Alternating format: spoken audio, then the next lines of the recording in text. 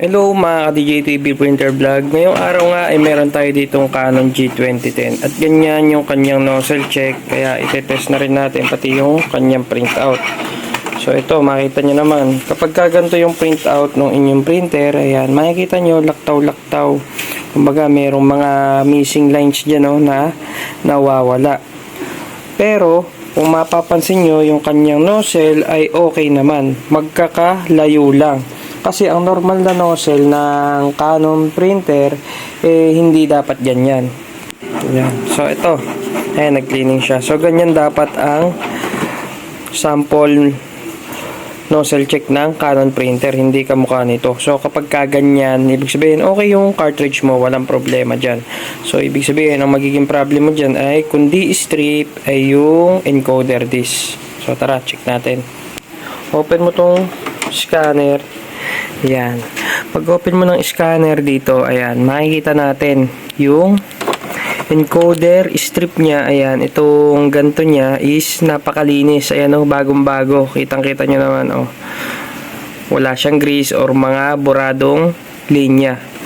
So, check natin yung encoder disk. O, ito yung encoder strip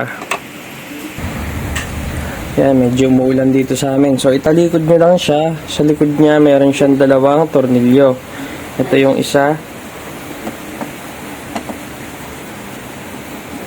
Tapos, ito yung isa. Yan. So, tanggalin nyo lang yan.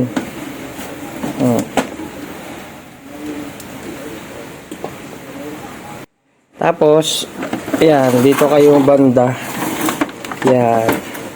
Sa may banda nung power cord, tsaka nung black ink tank na side, no? Open yung scanner. Tapos, tanggalin nyo itong side cover. Tatanggalin natin yan. So, para matanggal yan, iaangat to. Tsaka, meron dito, ayan, kakawitin. Ayan, angat nyo lang yan. Kahit ano mauna kayo, bahala. Ayan, angat nyo yan. O, kaya, ito muna, o. Ayan, tusukin nyo lang. Tapos ito, sunod nyo to. Ayan, so matatanggal nyo na. Then, pag nakabuka ng ganyan, i-ano nyo na to. Ayan, matatanggal nyo na siya. Dito, makikita nyo yung kanya. Ayan, ayan, binababa pa lang natin yung cam natin. Makikita nyo na agad yung kanyang encoder disk. So, ito yung encoder disk. So, kaya pala may patlang-patlang yung print ng ating Canon printer dahil burado na yung ibang data rito. Nakita nyo naman. So, ang gagawin natin dyan, tatanggalin lang natin. Hilahin nyo lang yan. Tapos, syempre, kailangan yung palitan nito kasi ayan nga, makikita nyo, ayan siya.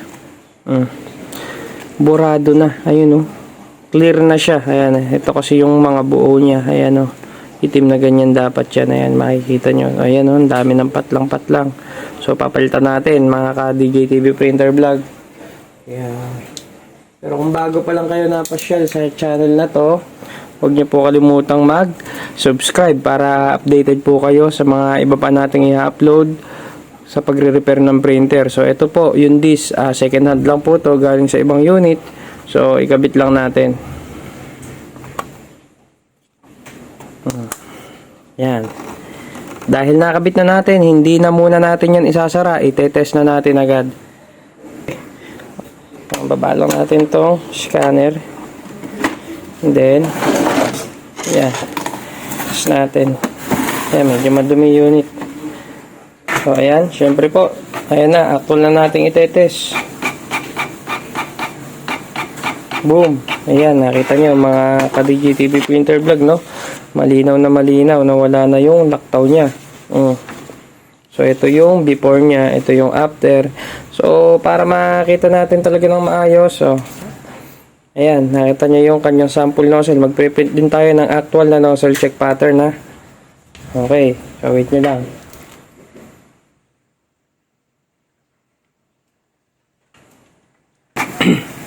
So, ayan po. Labas na po yung ating nozzle check pattern. So, ayan na po. Ito po yung ating updated nozzle check pattern. Ayan. Makikita nyo po dito sa baba. Ayan po yung total page count, no? Ayan. Ito po yung before natin. So, ayan. Makikita nyo po 7257. 15. Yan. So, nadagdag lang po dyan yung tinest natin na mga print test page. So, ito yung ating before, ito yung ating after. So, ayan po. So, alin lang po doon sa dalawa yung possible na maging sira dyan kapag ka okay po yung ating nozzle check. Ayan po, sana po nakatulong po sa inyo to at sana po ay mag-subscribe po kayo. Ayan, happy printing! Ayan, subscribe!